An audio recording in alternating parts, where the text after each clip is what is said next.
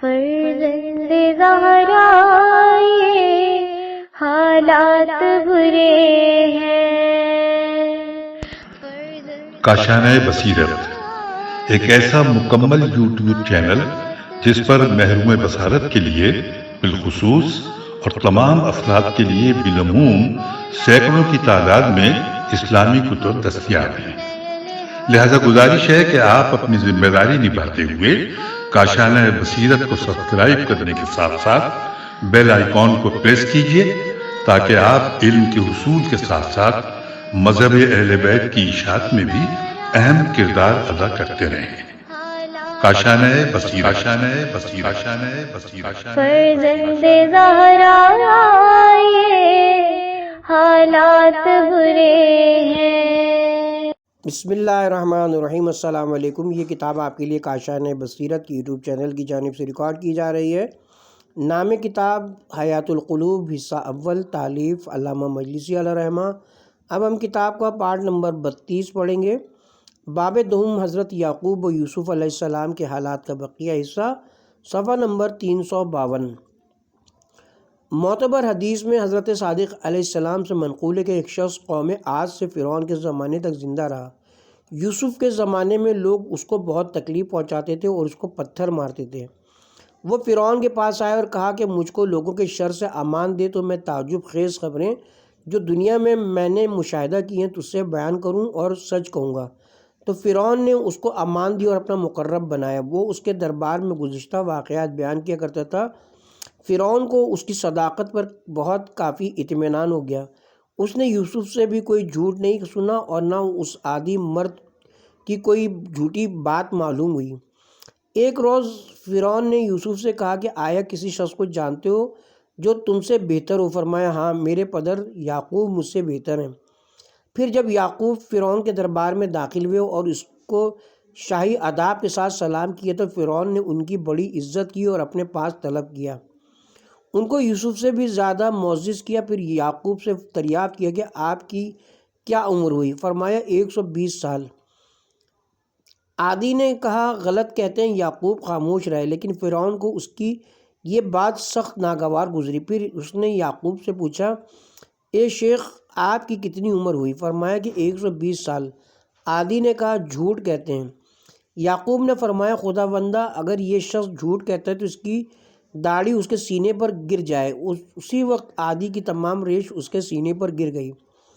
فرعون کو سخت خوف ہوا۔ اس نے یعقوب سے کہا کہ میں نے جس شخص کو امان دی ہے اس پر آپ نے نفرین کی، چاہتا ہوں کہ دعا کیجیے کہ آپ کا خدا اس کی ریش اسے پھر عطا فرمائے۔ یعقوب نے دعا کی اور اس کی داڑھی پھر بدستور ہو گئی۔ عادی نے کہا کہ میں نے اس مرد کو ابراہیم خلیل الرحمن کے ساتھ فلاں زمانے میں دیکھا تھا جسے 120 سال سے زیادہ عرصہ ہوا۔ یعقوب نے فرمایا کہ جس کو تو نے دیکھا تھا وہ میں نہ تھا بلکہ اسحاق تھے۔ اس نے کہا تم کون ہو؟ فرمایا میں یعقوب پسر اسحاق پسر ابراہیم ہوں۔ عادی نے کہا سچ کہتے ہو، میں نے اسحاق کو دیکھا تھا۔ فرعون نے کہا تم دونوں سچ کہتے ہو۔ بسند معتبر ابو ہاشم جعفر سے منقول ہے کہ ایک شخص نے حضرت امام حسن عسکری علیہ السلام سے دریافت کیا کہ برادران یوسف نے جو یہ کہا کہ اگر بنیامین نے چوری کی تو کوئی تعجب نہیں، اس کے بھائی نے بھی اس سے پہلے چوری کی تھی، اس سے کہ کیا معنی تھے؟ فرمایا کہ یوسف نے چوری نہیں کی تھی، لیکن یعقوب کا ایک کمربند تھا جو ابراہیم سے میراث میں ملا تھا۔ جب وہ گم ہو جاتا تھا جبرائیل آ کر بتلاتے تھے کہ کہاں اور کس کے پاس ہے، پھر اس سے لے لیا جاتا تھا اور اس کو غلامی میں گرفتار کر لیتے تھے۔ وہ کمربند دختر اسحاق سارہ کے پاس تھا جو مادر اسحاق کی ہم نام تھی۔ سارہ یوسف سے بہت محبت کرتی تھیں اور چاہتی تھی کہ ان کو اپنی فرزندی میں لے لیں۔ انہوں نے اس کمربند کو یوسف کی کمر میں ان کے کپڑوں کے نیچے باندھ دیا اور یعقوب سے کہا کہ میرا کمربند چوری ہو گیا۔ اس وقت جبرائیل نازل ہوئے اور کہا کہ اے یعقوب، کمربند یوسف کے پاس ہے اور بنا بر مصلحت الہی ان پر یہ نہیں ظاہر کیا کہ سارہ نے کیا تدبیر کی ہے۔ سارہ نے کیا تدبیر کی ہے؟ یعقوب نے جب تلاش کیا کمربند یوسف کی کمر سے ملا اور اس وقت یوسف بڑے ہو چکے تھے اور سارہ نے کہا چونکہ یوسف نے اس کو چرایا لہٰذا میں زیادہ حقدار ہوں کہ یوسف کو لے جاؤں۔ یعقوب نے فرمایا کہ وہ تمہارا غلام ہے بشرطے کہ اس کو فروخت نہ کرو اور نہ کسی کو بخش دو۔ کہا میں قبول کرتی ہوں بشرطے کہ مجھ سے آپ نہ لے لیں، اور میں اسی وقت اس کو آزاد کرتی ہوں۔ پھر یوسف کو آزاد کیا اور لے لیا۔ ابو ہاشم نے کہا کہ میرے دل میں گزرا اور میں یعقوب اور یوسف کے معاملے میں تعجب سے غور کر رہا تھا کہ باوجود آپس میں اس قدر قریب ہونے کے کیوں کر یعقوب سے یوسف کا معاملہ پوشیدہ رہا، یہاں تک کہ غم میں حضرت کی آنکھیں بے نور ہو گئیں۔ حضرت نے با اجازت سمجھ لیا اور فرمایا کہ اے ابو ہاشم، میں خدا سے اس امر کے بارے میں پناہ مانگتا ہوں جو تیرے دل میں گزرا ہے۔ اگر خدا چاہتا کہ جو چیز بھی یوسف اور یعقوب کے درمیان میں حائل ہوتی ہٹا دیتا تاکہ ایک دوسرے کو دیکھتے، لیکن خدا کی مصلحت تھی اور ان کی ملاقات کی ایک مدت معین فرمائی تھی، اور خدا اپنے دوستوں کے لیے جو کچھ کرتا ہے اسی میں اس کے لیے بہتری ہوتی ہے۔ بسند معتبر منقول ہے کہ حضرت صادق علیہ السلام سے لوگوں نے حق تعالیٰ کے قول کی تفسیر کے تمام کھانے فرزندان یعقوب کے لیے حلال تھے سوائے اس کے کہ جو کچھ یعقوب نے اپنے اوپر حرام کر لیا تھا۔ دریافت کی فرمایا کہ جس وقت یعقوب اونٹ کا گوشت کھاتے تھے ان کے جسم کے نیچے کے حصے میں زیادہ درد ہونے لگتا تھا، اس وجہ سے اونٹ کا گوشت اپنے اوپر حضرت نے حرام کر لیا تھا، اور یہ اس وقت تھا کہ تورات نازل نہیں ہوئی تھی اور موسیٰ علیہ السلام نے اس کو نہ حرام کیا اور نہ کھایا۔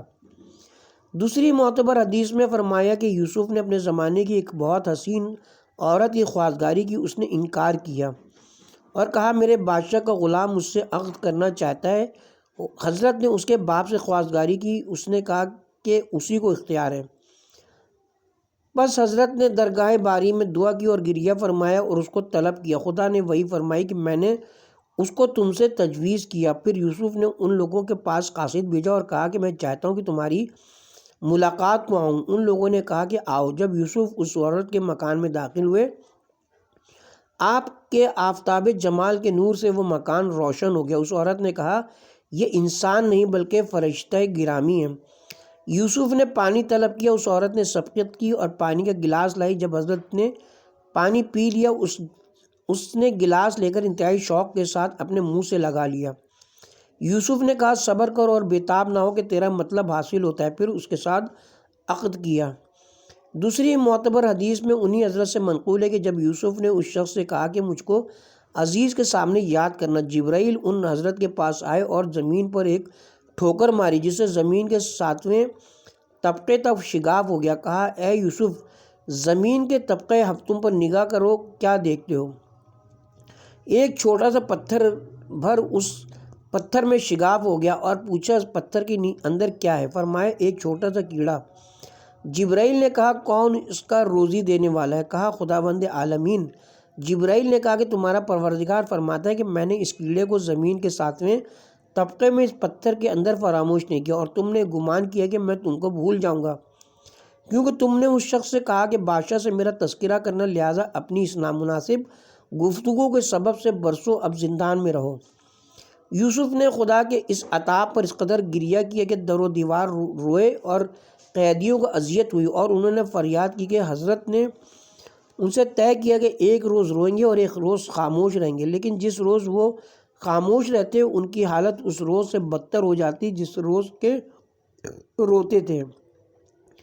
بس سند ہے معتبر حضرت امام محمد باقر اور امام جعفر صادق علیہ السلام سے منقول ہے کہ صبر جمیل یہ ہے کہ لوگوں سے کسی طرح کی کوئی شکایت نہ کی جائے۔ بتحقیق کہ حق تعالیٰ نے یعقوب کو ایک رسالت کے ساتھ ایک راہب و عابد کے پاس بھیجا۔ جب راہب کی نظر ان حضرت پر پڑی، سمجھا کہ حضرت ابراہیم ہے، جلدی سے کھڑا ہو گیا اور ہاتھ حضرت کی گردن میں ڈال کر کہا کہ خلیل خدا مرحبا۔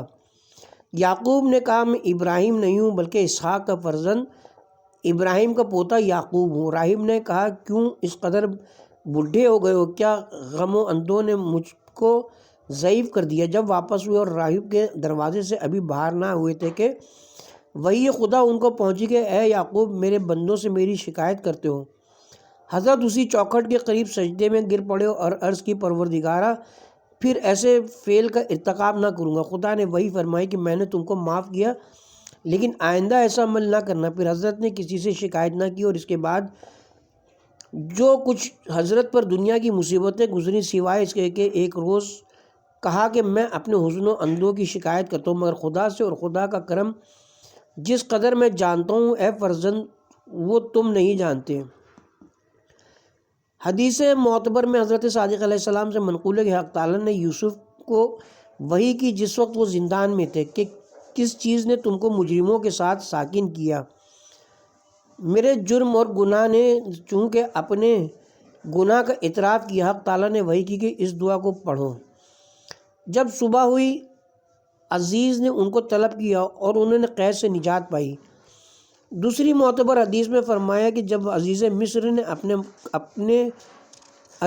نے اپنے کو معزول کیا اور یوسف کو تخت سلطنت میں متمکن کیا، یوسف نے 2 پاکیزہ لباس پہنے اور تنہا بیابان کی طرف گئے اور 2 رکعت نماز ادا کی۔ جب فارغ ہوئے ہاتھ آسمان کی طرف بلند کیا اور کہا، بس جبرائیل نازل ہوئے اور کہا کہ کیا حاجت رکھتے ہو؟ کہا حضرت صادق علیہ السلام نے فرمایا کہ اس لیے دعا کی کہ مجھ کو دنیا سے مسلمان اٹھانا اور صالحین سے ملحق کرنا، کیونکہ فتنہ و فساد سے ڈرتے تھے کہ جو آدمی کو دین سے برگزیدہ کر دیتا ہے، یعنی جبکہ حضرت فتنوں سے ڈرتے تھے، پھر کون ان سے بے خوف ہو سکتا ہے۔ حضرت امیر المومنین علیہ السلام سے منقول ہے کہ 4 شنبہ کے دن یوسف زندان میں داخل ہوئے۔ بسند معتبر منقول ہے کہ ایک شخص نے حضرت امام رضا علیہ السلام سے عرض کی کہ لوگوں کو کیوں کر وہ شخص اچھا معلوم ہوتا ہے جو ناگوار غذائیں کھاتا ہے اور موٹے کپڑے پہنتا ہے اور خشوع کا اظہار کرتا ہے۔ فرمایا کہ یوسف پیغمبر تھے اور پیغمبر زادے تھے، ریشمی قبائیں جن میں سونے کے تکمے لگے رہتے تھے پہنتے تھے اور آل فرعون کی مجلسوں میں بیٹھتے تھے اور حکم کرتے تھے، لوگوں کو ان کے لباس سے کوئی تعلق نہ تھا۔ اور سلبی نے کتاب عرائس میں ذکر کیا کہ جب بادشاہ پر یوسف کا عذر ظاہر ہوا اور اس نے ان حضرت کی امانت، کفایت علم اور عقل کو سمجھا اور ان کو زندان سے طلب کیا، تو یوسف جب باہر نکلے اہل زندان کے لیے دعا کی کہ خداوندہ نیکوں کا دل ان پر مہربان کر دے اور نیکیوں کو ان سے پوشیدہ نہ رکھ۔ پس حضرت کی دعا کا یہ اثر ہوا کہ ہر شہر میں جو قیدی ہیں تمام لوگوں سے کچھ چیزوں میں زیادہ عقل مند ہیں۔ پھر زندان کے دروازے پر لکھا کہ یہ جگہ زندہ لوگوں کی قبر ہے اور غموں کا گھر ہے اور دوستوں کی دوستی اور دشمنوں کی ملامت کے تجربے کا ذریعہ ہے۔ پھر غسل کیا اور زندان کی کثافت سے جسم کو پاک کیا اور پاکیزہ لباس پہنا اور بادشاہ کے دربار کی جانب روانہ ہوئے۔ جب دروازے پر پہنچے کہا، جب مجلس میں داخل ہوئے کہا، جب بادشاہ کی نظر ان پر پڑی حضرت نے عبرانی زبان میں اس پر سلام کیا۔ بادشاہ نے پوچھا یہ کون سی زبان ہے؟ کہا میرے چچا اسماعیل کی زبان ہے۔ پھر بادشاہ کے لیے عربی زبان میں دعا کی۔ اس نے پوچھا یہ کون سی زبان ہے؟ کہا یہ میرے آباء و اجداد کی زبان ہے۔ وہ بادشاہ بھی 7 زبانیں جانتا تھا۔ یوسف سے جس زبان میں گفتگو کی اسی میں حضرت نے جواب دیا۔ بادشاہ بہت خوش ہوا اور اس کو یوسف کی کمسینی اور ان کے علم و کمال کی زیادتی پر تعجب ہوا۔ اس وقت ان کی عمر 30 سال تھی۔ بادشاہ نے کہا اے یوسف میں چاہتا ہوں کہ اپنا خواب تم سے سنوں۔ یوسف نے کہا تم نے خواب میں دیکھا کہ 7 فربہ اشہب چشم نہایت سفید گائیں دریائے نیل سے نکلیں جن کے پستانوں سے دودھ بہہ رہا تھا۔ جس وقت تم نے ان کو دیکھا ان کے حسن پر تعجب کیا، ناگہاں نیل کا پانی خشک ہو گیا اور اس کی تہہ ظاہر ہو گئی اور کیچڑ اور مٹی کے درمیان سے 7 لاغر پریشان گرد آلود گائیں نکلیں جن کے شکم پشت سے لپٹے ہوئے تھے، ان کے پستان نہ تھے، ان کے دانت ناخن اور پنجے مثل درندوں کے تھے، ان کے سونڈ بھی درندوں کے سے تھے۔ ان لاغر گایوں نے ان فربہ گایوں کو پھاڑ ڈالا اور گوشت و پوست اور ہڈیوں کو توڑ کر ان کا مغز تک کھا لیا، اور تم تعجب کرتے تھے۔ ناگہاں تم نے دیکھا کہ گیہوں کی 7 بالیاں سبز اور 7 بالیاں سیاہ ایک جگہ سے اگی، ان کی جڑیں پانی میں چلی گئیں۔ پھر ایک ہوا چلی، اس نے خشک بالیوں کو سبز بالیوں پر چسپاں کر دیا اور سبز بالیوں میں آگ لگ گئی، وہ سب سیاہ ہو گئیں۔ عزیز نے کہا آپ نے سچ فرمایا، میرا یہی خواب تھا۔ پھر اس کی تعبیر بیان کی تو بادشاہ نے سلطنت کا انتظام اور زراعت کی حفاظت ان کے سپرد فرمائی۔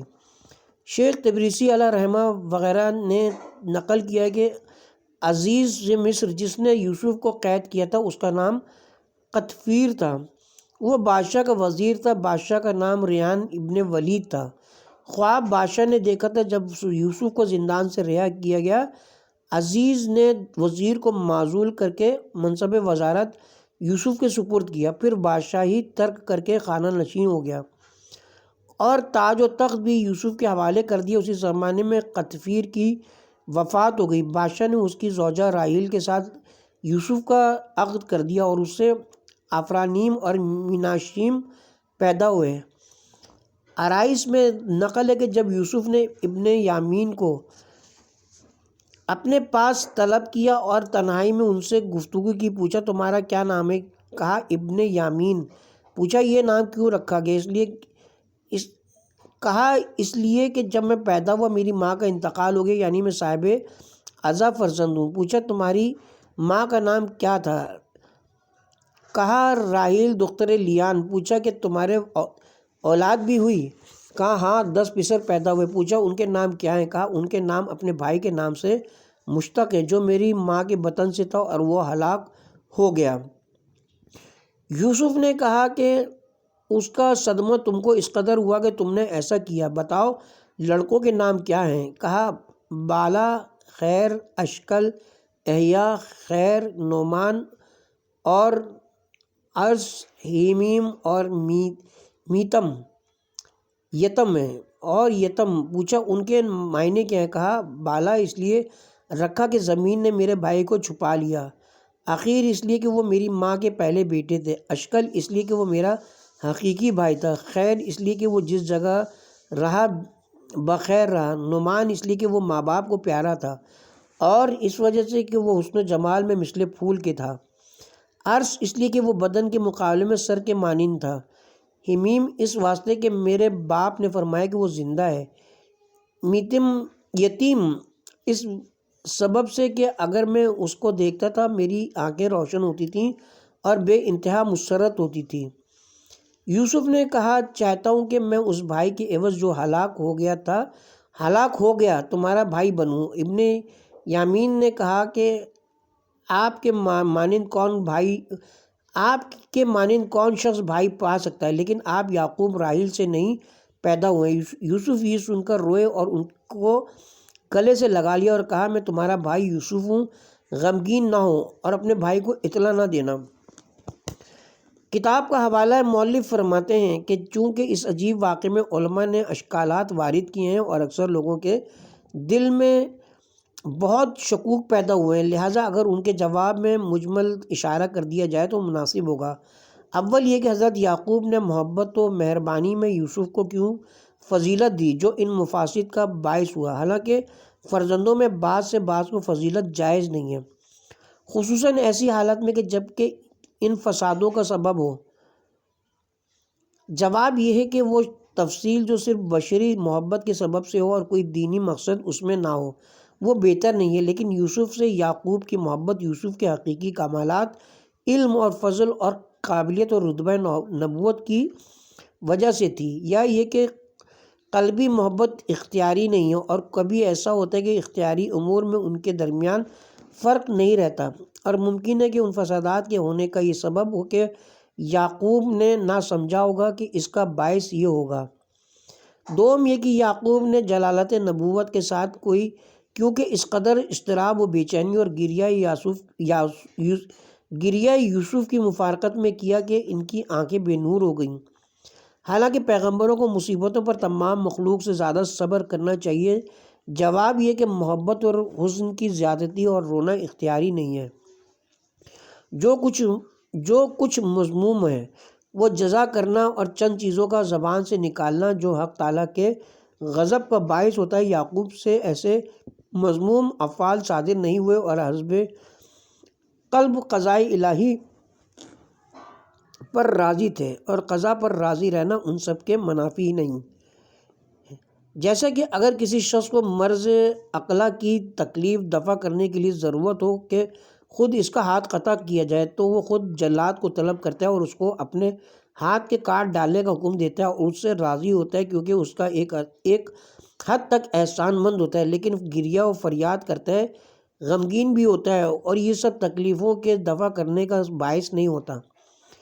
چنانچہ حضرت رسول اللہ صلی اللہ علیہ وسلم نے ابراہیم کی وفات کے بعد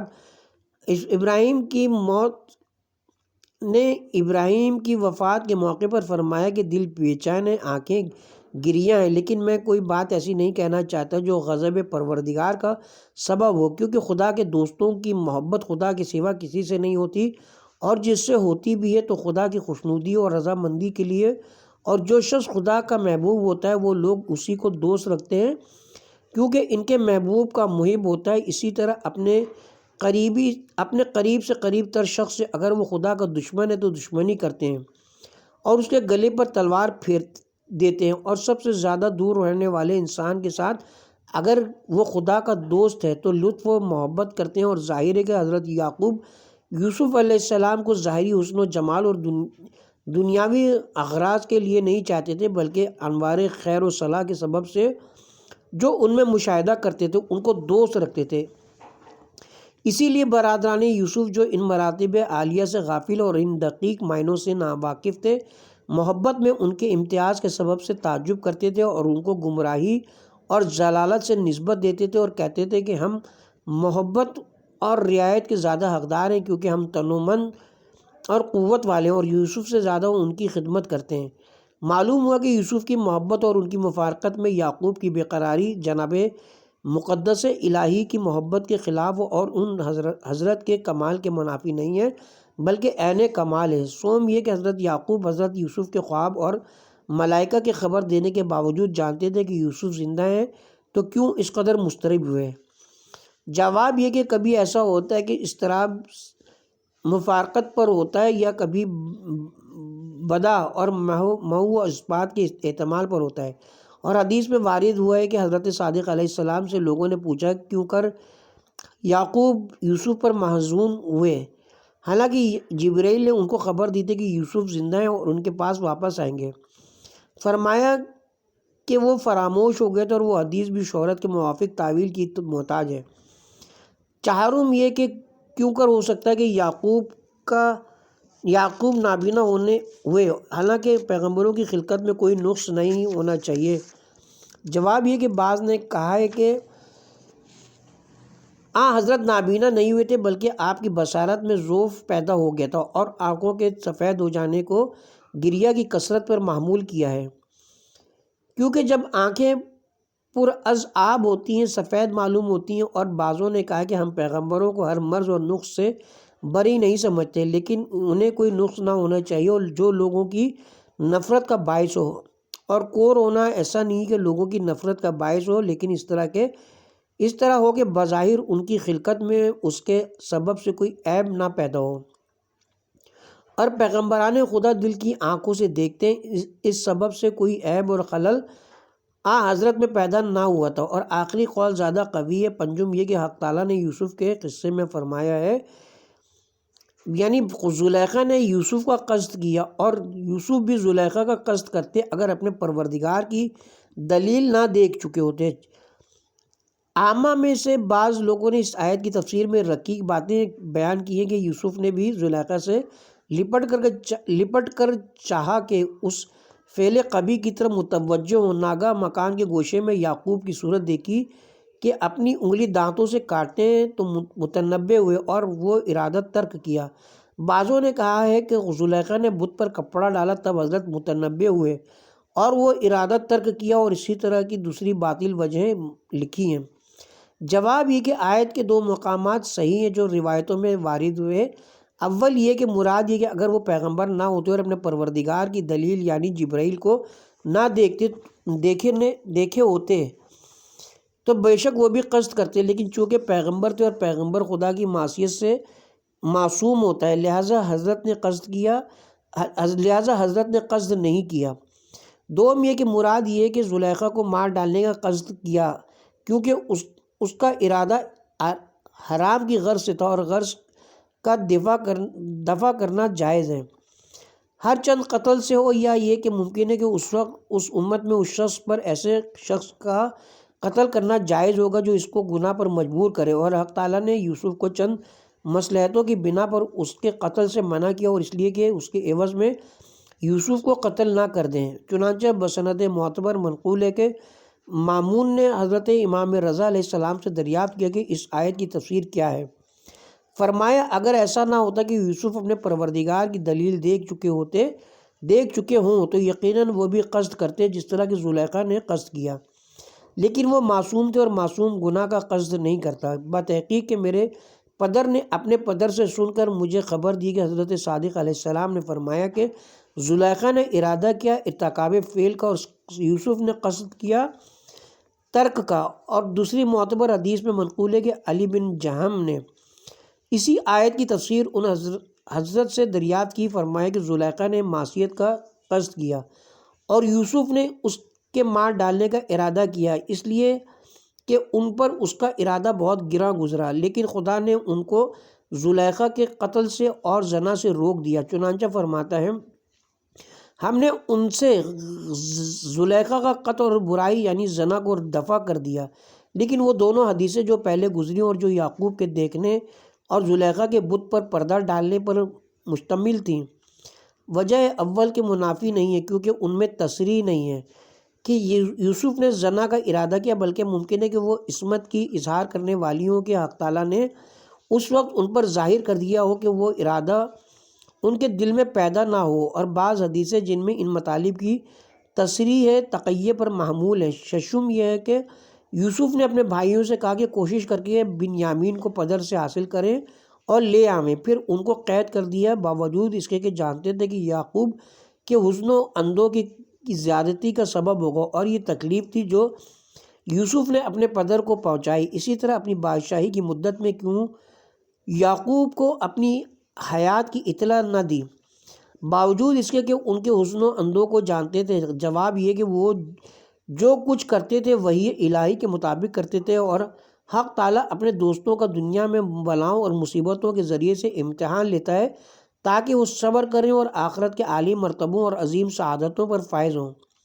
لہٰذا جو کچھ بنیامین کے قید کر لینے اور اس وقت معین تک باپ کو آگاہ نہ کرنے میں یوسف نے کیا، وہ سب خدا کے حکم سے تھا تاکہ یعقوب کی تکلیف شدید تر ہو اور اس کا ثواب بہت زیادہ ہو۔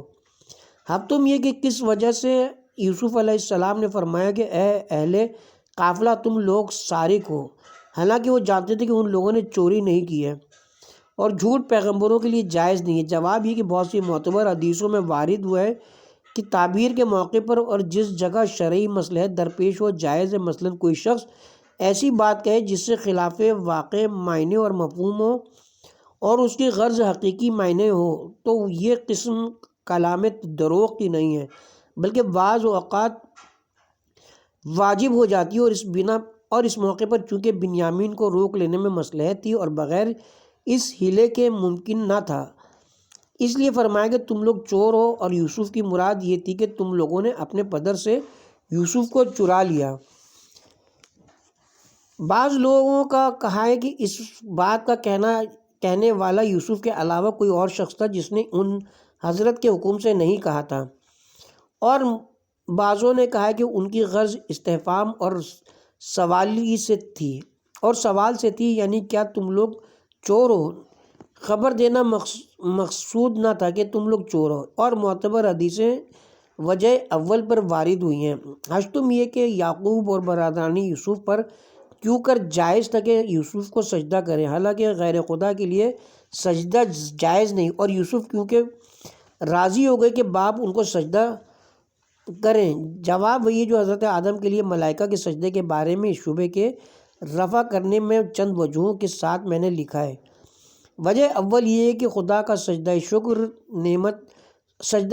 نعمت اور یوسف کی ملاقات کی وجہ سے کیا، چنانچہ اس مضمون پر حدیثیں گزری، اور دوسری حدیث میں حضرت صادق علیہ السلام سے منقول ہے کہ ان کا سجدہ خدا کی عبادت تھا، دوم یہ کہ سجدہ پرستش نہ تھا بلکہ سجدہ تعظیم تھا، اور اس شریعت میں سجدہ تعظیم غیر خدا کے لیے جائز تھا۔ سوم یہ کہ حقیقی سجدہ نہ تھا بلکہ ایک قسم کی تواضع تھی جو اس زمانے میں مجاز کے طور طریقے پر سجدہ کہی جاتی تھی۔ بہرحال وہ سجدہ خدا کے حکم سے تھا اور بھائیوں پر اور دوسرے پر یوسف کی فضیلت ظاہر کرنے کے لیے تھا۔ مختصر بات یہ کہ نبوت، امامت اور ائمہ علیہم السلام کی عصمت کے ثابت ہونے کے بعد جو کچھ بھی ان سے صادر ہوتا ہے اس کو تسلیم کرنا چاہیے اور سمجھنا چاہیے کہ جو کچھ وہ کرتے ہیں خدا کے حکم کے موافق کرتے ہیں، ہرچند اس فعل کی حکمت معلوم نہ ہو، اور شکوک، شبہے اور وسوسے شیطان کی طرف سے ہوتے ہیں اور ضلالت اور گمراہی کا باعث ہیں۔ اس کے ساتھ بھی یہاں پہ یہ طویل ترین حاشیہ اپنے اختتام کو پہنچا، اور ساتھ ہی باب دہم حضرت یعقوب و یوسف علیہ السلام کے حالات بھی اپنے اختتام کو پہنچے، اور یہاں پہ ہم اپنے کتاب کے پارٹ نمبر 32 کا اختتام کرتے ہیں، اور پارٹ نمبر 33 کا آغاز باب 11واں باب حضرت ایوب علیہ السلام کے عجیب قصے سے کریں گے انشاءاللہ۔